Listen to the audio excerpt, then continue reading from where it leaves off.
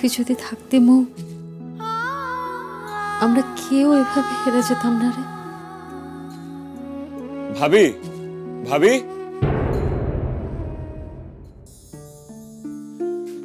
ভাবি, একটা তো ভুল করে ফেলেছি। নারায়ণগঞ্জের এই এতিমখানে এবার টাকাটা দেয়া হয়নি। ওহ দেখ, আমিও একেবারে ভুলে গেছি।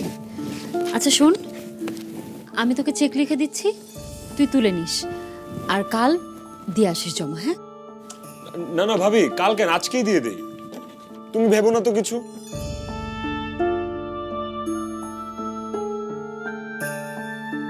তুই এত আগ্রহ নিয়ে কাজগুলো করিস না।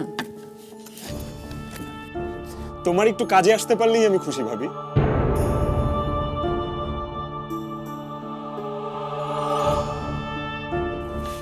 ভাবি, কি রে?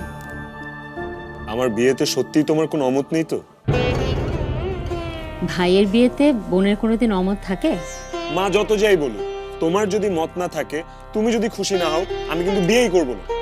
ফুপু যখন এত করে চাইছে, বিয়েটা হোক রবিন। তোর কোনো পছন্দ আছে? ভাবি, আমার কোনো পছন্দ থাকলে তুমি জানতে না? সে ভরসা আমার আছে।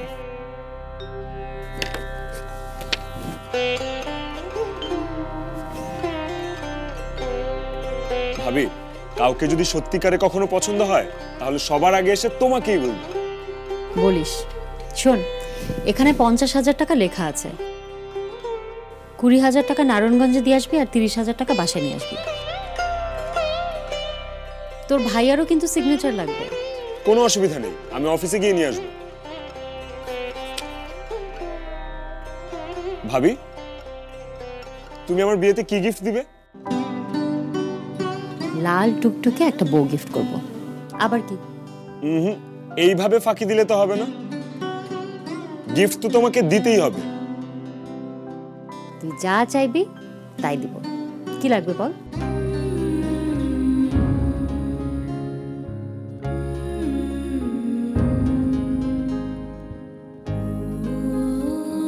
বলবো ভাবি, সময় হলে ঠিক চেয়ে নেব।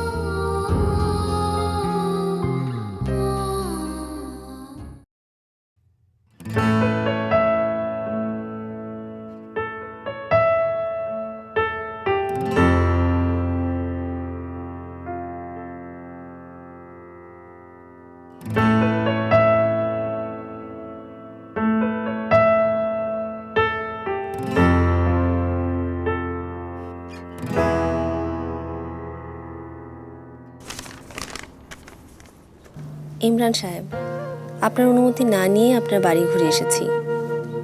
না না, ভাববেন না সে কারণে সরি বলছি। আপনার বাড়ি যাওয়ায় আমি একদমই দুঃখিত না, বরং বলতে পারেন এমন একটা সিদ্ধান্ত নেওয়ার জন্য আমি নিজের পিঠে নিজেই একটু চাপড়ে দিয়েছি।